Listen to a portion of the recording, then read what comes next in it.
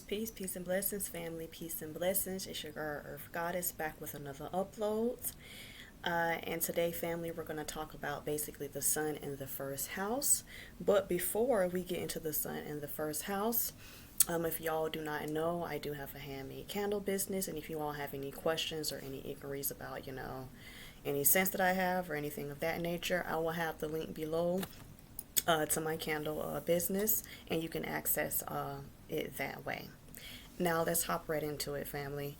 When you think of the sun in the first house, if you're not familiar with the sun and what it represents in astrology, basically your sun is your identity, your vitality, your essence, basically how you shine in the world.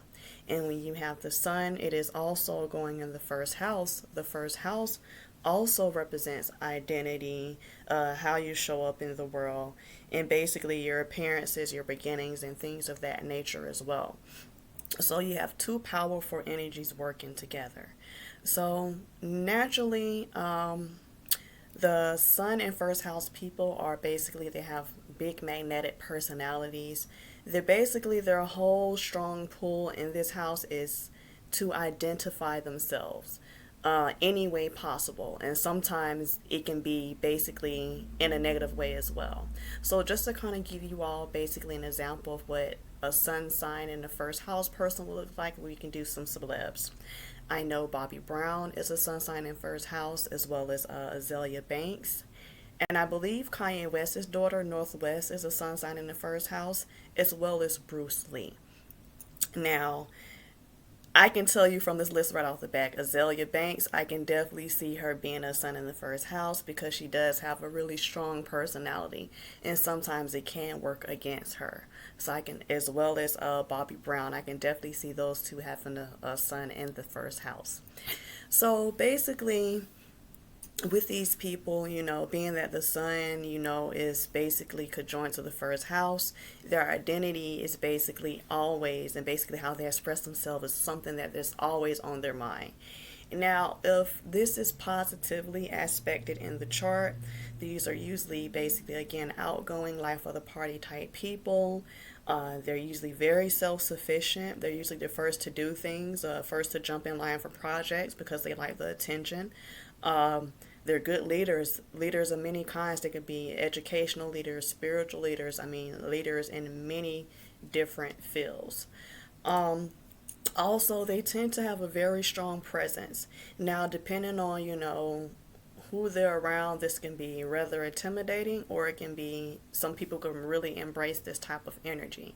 So I guess it all depends on, basically, in my opinion, how comfortable you are with yourself. And basically, this is basically a pointer of that when you're around a person who has a sun in the first house, a very magnetic, very strong personality.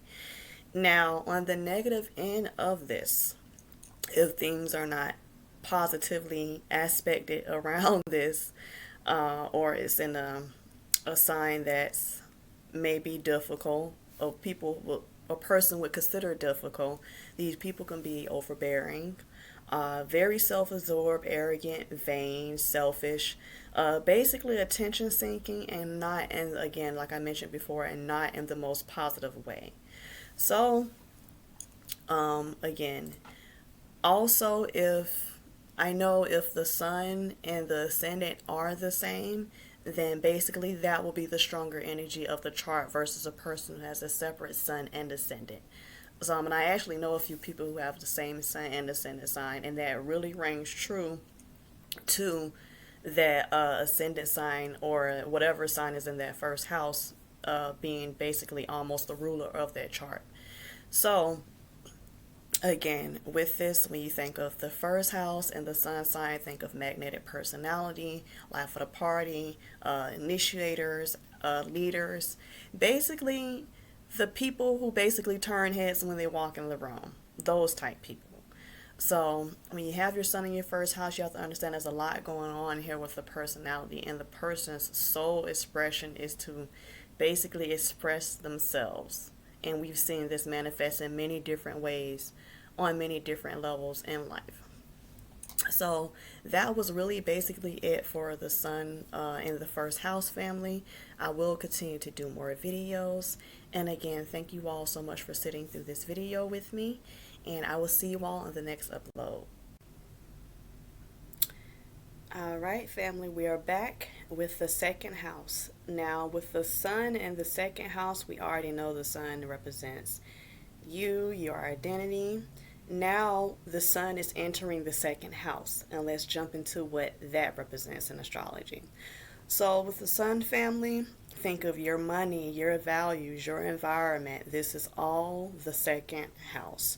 So, usually, when you have your sun in your second house, you put a lot of emphasis on your money, your values, and your environment. And just to give you all an example of what a sun in the second house person would look like, here are some few celebs.